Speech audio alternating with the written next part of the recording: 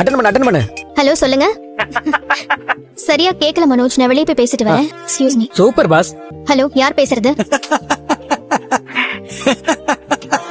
என்ன மறந்துட்டியா கல்யாணி? கொஞ்ச நாள் நிம்மதியா இருக்கட்டும் விட்டது தப்பா போச்சு. என்னையே மறந்துட்ட பாரு. இப்போ உனக்கு என்ன வேணும்? ஏதோ கல்யாண சீர்வரிசை எல்லாம் பேக்கேஜ்ல சீப்பா தர போறீங்களாமே. உன் சோஷியல் அக்கவுண்ட்ல ஷேர் பண்ணிருக்க, அதுவும் உன் புருஷன் கூட ஆடிக்கிட்டே வர. அவ்வளவு சந்தோஷமா இருக்க. இப்போ உனக்கு என்ன பிரச்சனை? எதுக்கு தேவையில்லாம போன் பண்ணி பேசிட்டு இருக்க? என்னங்க நீங்க என் கல்யாணத்துக்கு ஆர்டர் புக் பண்ணலாம்னு பார்த்தா இப்படி பேசுறீங்க. உனக்கு கல்யாணமா?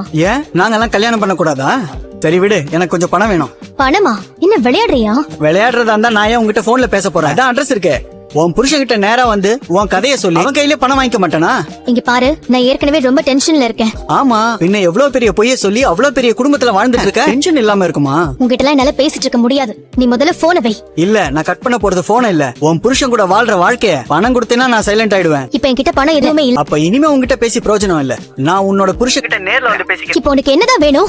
நீதான் வேணும், பயப்படாத. நான் அப்படிலாம் சொல்ல மாட்டேன். இப்ப இன்னொருத்தனை கல்யாணம் பண்ணி வாழ்ந்துட்டு இருக்க. எனக்கும் மனசாட்சி இருக்கு, அதனால ஐ வாண்ட் மணி. இப்ப எனக்கு பணம் வேணும், அதுவும் உடனே வேணும். எப்ப தருவ, எங்க தருவ, நான் எங்க வரணும், அத மட்டும் நீ சொன்னா போதும். உடனடியா நல்ல பணம் எல்லாம் தர முடியாது. என்கிட்ட இப்ப பணமும் இல்ல, சொன்னா புரிஞ்சுக்கோ. அப்ப நீயும் புரிஞ்சுக்கோ. நானும் உன் விஷயத்த உன் புருஷன் கிட்ட சொல்றதை தவிர வேற வழி இல்ல. சாமியே சரணம் ஐயப்பா, சாமியே சரணம் ஐயப்பா. ஐயப்பா அப்பா முத்து. ஐயப்பா, அப்பா ஐயப்பனை நம்பி